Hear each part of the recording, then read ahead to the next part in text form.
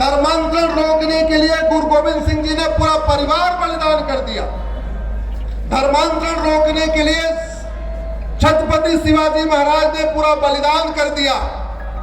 आप हमारे कहने से केवल एक काम करिए, जब कभी आपको धर्मांतरण की शिकायत मिले, ये विशेष रूप से मैं अपने सारे थानेदार, सारे कप्तान से, अपने जितने सिपाही हैं, सारे पुलिस वाले भाइयों से कहता हूं, जब कभी आपको धर्मांतरण की शिकायत मिले, सीधे धर्मांतरण कराने वाले मिशनरियों, जिहादियों और उनके मददगारों पे एनएसए लगाइए, यूएपीए लगाइए, देशद्रोह की धारा लगाइए, वेजिंग वॉर लगाइए, गैंगस्टर एक्ट लगाइए।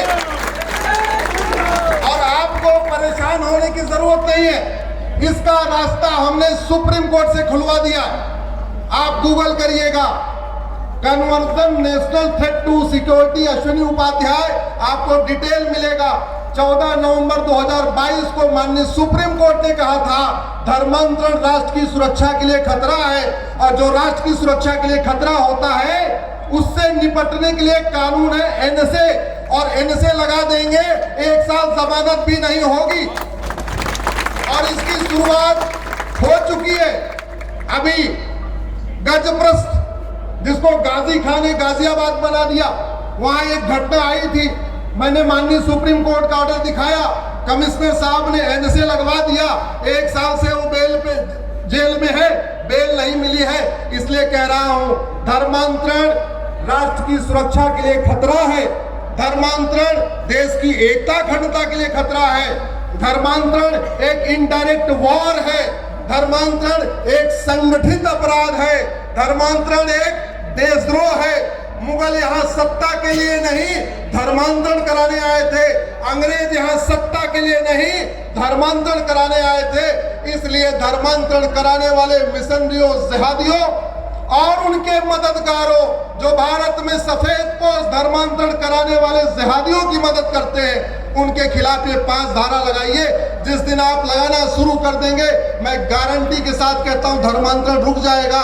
आज की डेट में प्रतिदिन 10,000 हिंदुओं का धर्मांतरण हो रहा है, ये हमारे लिए बहुत चिंता की बात। दूसरी बात, घुसपैठ,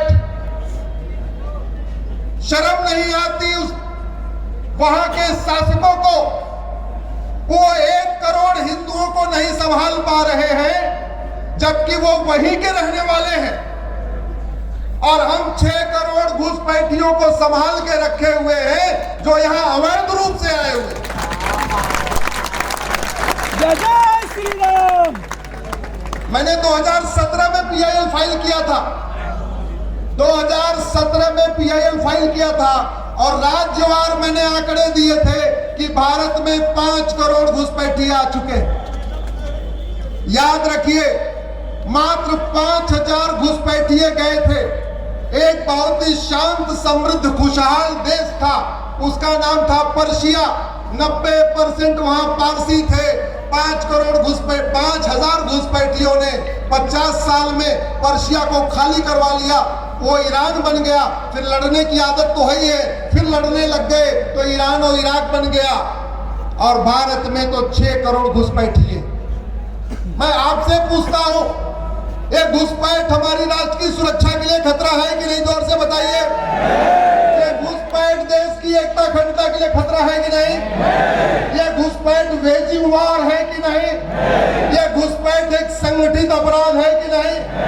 ये घुसपैठ देशद्रोह है कि नहीं? तो जो राष्ट्र की सुरक्षा के लिए खतरा हो, उससे निपटने के लिए एनएसए है। जो देश की एकता अखंडता के लिए खतरा हो, उससे निपटने के लिए यूएपीए है। जो संगठित अपराध हो, उससे निपटने के लिए गैंगस्टर एक्ट है। जो इनडायरेक्ट वॉर हो, उससे निपटने के लिए वेजिंग वॉर की धारा है। और इससे बड़ा देशद्रोह क्या होगा कि प्लान्ड वे में डेमोग्राफी बदलने के लिए प्रयास किया जाए। हमारे हाथ से दुर्योधन का ननिहाल गंधार निकल गया, अफगानिस्तान बन गया। हमारे हाथ से राजा भरत का ननिहाल कैकेय निकल गया, जहां से माता कैकेयी आई थी, वो पाकिस्तान बन गया। विजयनगरम का हिस्सा मल्लदीप हमारे हाथ से निकल गया, वो मालदीव बन गया और हमारे बंगाल का एक हिस्सा निकल गया, बांग्लादेश बन गया। और वर्तमान समय में भारत के 9 राज्यों की डेमोग्राफी बदल चुकी है। भारत में 28 राज्य हैं, 8 केंद्र शासित प्रदेश हैं, टोटल हो गए 36। 36 में से 9 राज्यों की डेमोग्राफी बदल गई है, यानी 25% राज्यों की डेमोग्राफी बदल गई। भारत में 800 जिले हैं और 800 जिलों में से 200 जिलों की डेमोग्राफी बदल गई है। इसका मतलब 25% जिलों की डेमोग्राफी बदल गई। भारत में 6000 तहसीलें हैं, 6000 तहसीलों में से 1500 तहसीलों की डेमोग्राफी बदल गई है, यानी 25% तहसीलों की डेमोग्राफी बदल गई है। भारत के बॉर्डर पे कुल 300 तहसीलें हैं, चाहे वो राजस्थान बॉर्डर है या गुजरात बॉर्डर है या केरल बॉर्डर है या Bengal border, Assam border, Uttarakhand border, UP border. Bharat के बॉर्डर पे 300 तहसीलें हैं, 300 तहसीलों की डेमोग्राफी बदल गई है, यानी बॉर्डर की 100% तहसीलों की डेमोग्राफी बदल गई है। और मूल कारण घुसपैठ, धर्मांतरण, जनसंख्या विस्फोट। ये बहुत बड़ा खतरा है हमारे लिए। और आज एक चौथा जो खतरा आया है वो है ड्रग जिहाद। मैंने इस पे सुप्रीम कोर्ट में पीआईएल फाइल किया ड्रग जिहाद के खिलाफ। बड़े प्लान्ड वे में engineering college, medical college, law college, university में हिंदू लड़के और लड़कियों को टारगेट करके, दोस्ती करके उनको ड्रग दी जा रही है। धीरे धीरे उनको रेव पार्टी में शामिल किया जा रहा है। और अभी लेटेस्ट जो जानकारी आई है, इस ड्रग में नपुंसकता की दवाई मिलाई जा रही है। हिंदुओं के एक ही 2-2 बच्चे हैं, कॉलेज में जाके वो ड्रग ले रहे हैं, ड्रग के बाद वो नपुंसक हो रहे हैं, फिर बाद में कहते हैं मैं तो शादी नहीं करूंगा। ऐसी घटनाएं आपके भी आसपास सुनने में आ रही होगी, जहां लड़का या लड़की कह रहा है हम शादी नहीं करेंगे, वो शादी करने लायक बचा ही नहीं है, वो ड्रग एडिक्ट हो चुका है। इसलिए मैं अपने सभी पुलिस के भाइयों से कहता हूं, आप केवल अपनी ड्यूटी इस हिसाब से मत करिए कि किताबों में क्या लिखा है। आप अपनी ड्यूटी राष्ट्र सेवा की भावना से करिए और ड्रग स्मगलरों के पीछे टूट पड़िए। जहां जहां आपको ड्रग स्मगलर मिले, ड्रग बेचने वाले मिले, उनको पकड़ के जेल में डालिए, उनके खिलाफ एनसे लगाइए, वेजिंग वॉर लगाइए, उनके खिलाफ गैंगस्टर एक्ट लगाइए, उनकी प्रॉपर्टी जब्त करिए, उनके फास्ट ट्रैक कोर्ट में उनकी व्यवस्था करिए। लव जिहाद, ड्रग जिहाद, घुसपैठ जिहाद, धर्मांतरण जिहाद और जनसंख्या जिहाद, इस समय 90,000 बच्चे रोज पैदा हो रहे हैं और 90,000 बच्चों में हिंदू लगभग 45,000 हो रहे हैं। यानी अभी तो आपके शहर में 80-20 का रेशियो है, लेकिन 20 साल के बाद स्कूल, यूनिवर्सिटी में, कॉलेज में, लॉ कॉलेज में ये रेशियो 80-20 नहीं होगा, ये रेशियो 50-50 होगा। और सोच तो बदली नहीं, सोच वही है, मैं पाक तू नापाक, मैं नेक तू काफिर। अगर ये सोच नहीं बदली तो खतरा हमारे लिए बहुत बड़ा बढ़ जाएगा। कितने आश्चर्य की बात है, सबके 2 हाथ, सबके 2 पैर, सबकी 2-2 आंखें, सबके नाक में 2-2 छेद, फिर भी कहते हैं मैं पाक हूं और तुम नापाक हो। अरे मां के पेट में तुम भी 9 महीने थे, हम भी 9 महीने। तुम्हारे भी 2 हाथ, हमारे भी 2 हाथ, तुम्हारे 2 आंख, हमारे भी 2 आंख, बल्कि तुमने तो कुछ गड़बड़ किया।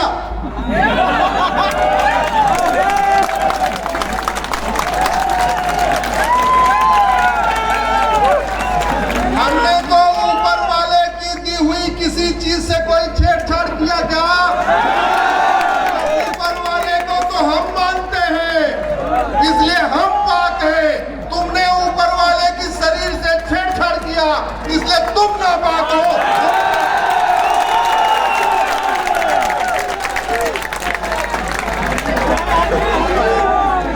अरे हम वसुधैव कुटुंबकम को मानते हैं, हम पाक हैं, तुम नहीं मानते हो, तुम नापाक हो। हम नारी तू नारायणी को मानते हैं, हम जननी जन्मभूमि को मानते हैं, हम तो देवताओं की पूजा करते हैं, देवियों की पूजा करते हैं। तुम्हें फीमेल गॉडेस से दिक्कत है, तुम महिला भगवान की पूजा नहीं करते, इसलिए हम पाक हैं और तुम।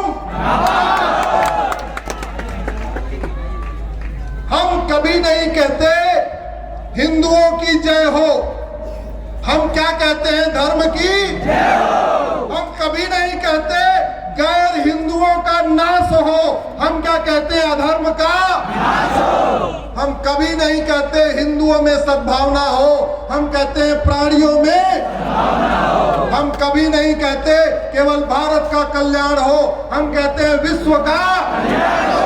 ये तो तुम्हारी छोटी सोच है।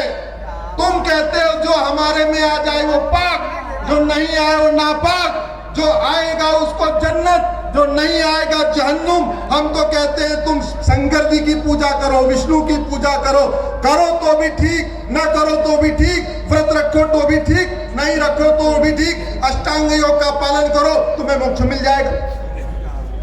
तो हम पाक और तुम, हम पाक और तुम, इस सोच को हमें आगे बढ़ाना पड़ेगा। हमें बताना पड़ेगा कि सनातन धर्म में वापस आने के कितने फायदे हैं। हमारे यहां आओगे, रास्ता खुला हुआ है, बहन बेटियों को पूरी आजादी रहेगी। आज सनातन स्वतंत्रता देता है। सनातन का मतलब स्वतंत्रता, भोजन की स्वतंत्रता, वेशभूषा की स्वतंत्रता, सोचने की स्वतंत्रता, लिखने की स्वतंत्रता, बोलने की स्वतंत्रता, मेकअप करने की स्वतंत्रता।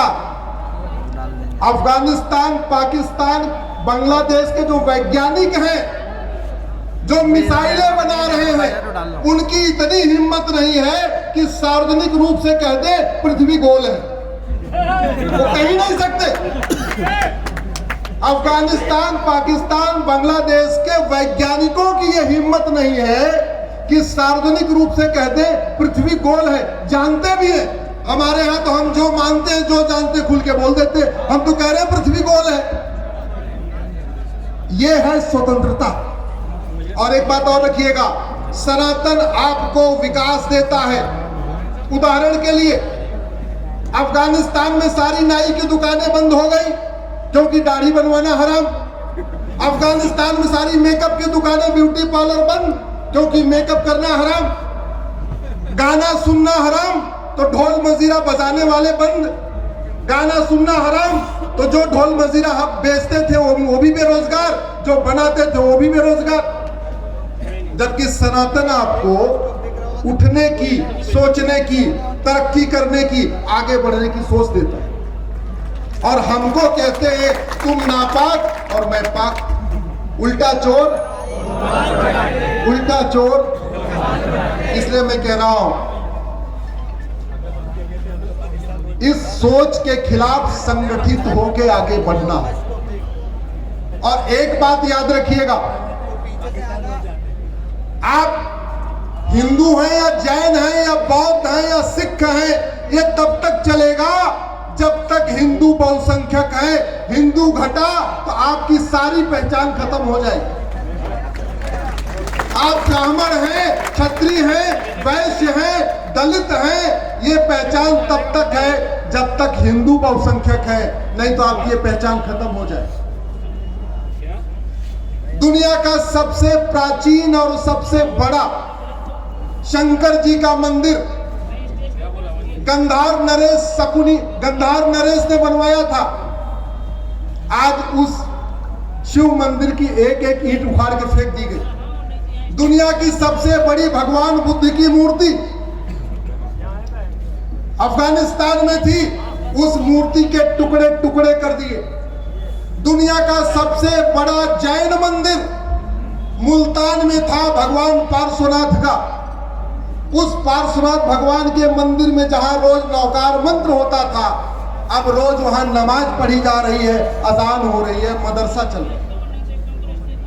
दुनिया का सबसे बड़ा विष्णु मंदिर कैके नरेश ने बनवाया था, अब वो पेशावर कहलाता है। उस मंदिर का अंश खत्म हो चुका है, इसलिए अब समय आ चुका है हम सही चीजों को जन जन पहुंचाएं। और सही चीजों को जन जन पहुंचाने का एक छोटा सा मैं आपको तरीका बताता हूं। आप में से कितने लोग सोशल मीडिया उपयोग करते हैं, हाथ उठाइए जरा। अच्छा, इसमें से फेसबुक कितने उपयोग करते हैं, हाथ उठाइए। बहुत बढ़िया, भोपाल में फेसबुक बहुत लोग उपयोग करते हैं। मैं आपको एक छोटा सा तरीका बताता हूं। आप अपने नाम के 5000 फ्रेंड बनाइए। अगर आपका नाम राम है तो 5000 राम को बनाइए, आपका नाम श्याम है तो 5000 श्याम को बनाइए, आपका नाम महेश, दिनेश, अखिलेश, गणेश, जो कुछ है, अपने नाम के 5000 मित्र बनाइए। फायदा क्या होगा? आपका नाम गणेश है तो गणेश केरल में भी मिलेगा, बंगाल में भी मिलेगा, गुजरात में भी मिलेगा और एमपी में तो मिलेगा। गणेश हिंदू भी मिलेगा, जैन भी मिलेगा, बौद्ध भी मिलेगा, सिख भी मिलेगा। गणेश अगड़ा भी मिलेगा, गणेश पिछड़ा भी होगा, गणेश ब्राह्मण भी होगा, क्षत्रिय भी होगा, वैश्य भी होगा, दलित भी होगा। तो जो बातें आपने अभी सुनी और जो आपको ठीक लगी, आपके 5000 मित्र होंगे तो आप उनको अपने फेसबुक पे डालेंगे तो भोपाल में बैठे बैठे आप 5000 लोगों तक अपनी बात पहुंचा सकते हैं। जिस दिन और मैं फेसबुक का नाम इसलिए लिया, ट्विटर पे 5 करोड़ लोग हैं, इंस्टाग्राम पे 5 करोड़ लोग हैं, फेसबुक पे 50 करोड़ लोग हैं। भारत में सबसे ज्यादा लोग फेसबुक उपयोग करते हैं, हम वहां ठीक से अपने फ्रेंड नहीं बना रहे। ट्विटर पे कितने लोग फॉलो करेंगे आपके हाथ में नहीं, इंस्टा पे कितने लोग फॉलो करेंगे आपके हाथ में नहीं, लेकिन फेसबुक पे 5000 मित्र बनाना ये आपके हाथ में। इसलिए मैं आपसे आग्रह कर रहा हूं, 5000 फेसबुक फ्रेंड बनाइए और समस्या मूल कारण समाधान लिखिए। एक आप लोगों से आग्रह है, एक मेरा नारा है, वामपंथियों ने चुरा लिया है, बाद में जेएनयू वालों ने चुरा लिया। जरा उस नारे को जोर से बोलिए, हाथ उठा के बोलिए। मैं आगे आगे जो बोलूंगा आपको पीछे से बोलना है, हमें चाहिए आजादी। इसी को रिपीट करना है, गुलामी के नाम से हमें चाहिए आजादी। और जोर से बात संसद और सुप्रीम कोर्ट तक पहुंचनी चाहिए। मेरी पीआईएल सुप्रीम कोर्ट में पेंडिंग है, वहां तक जानी चाहिए। गुलामी के नाम से हमें चाहिए आजादी, गुलामी के निशान से हमें चाहिए आजादी, गुलामी की शिक्षा से हमें चाहिए आजादी, गुलामी के इतिहास से हमें चाहिए आजादी, गुलामी की पुलिस व्यवस्था से हमें चाहिए आजादी, गुलामी की न्यायिक व्यवस्था से हमें चाहिए आजादी, गुलामी की टैक्स व्यवस्था से हमें चाहिए आजादी, लब जहाज लैंड जहाज से हमें चाहिए आजादी, रोहिंग्या बांग्लादेशी घुसपैठ से हमें चाहिए आजादी, ड्रग्स जहाज धर्मांतरण से हमें चाहिए आजादी, विस्फोट जनसंख्या विस्फोट से हमें चाहिए आजादी। भारत माता की जय, भारत माता की जय, भारत माता की जय। एक देश एक विधान मांग रहा है हिंदुस्तान, एक देश एक विधान मांग रहा है हिंदुस्तान, एक देश एक विधान मांग रहा है हिंदुस्तान, एक देश एक विधान मांग रहा है हिंदुस्तान। बहुत बहुत धन्यवाद, बहुत बहुत आभार। मेरा आदरणीय अश्विनी उपाध्याय जी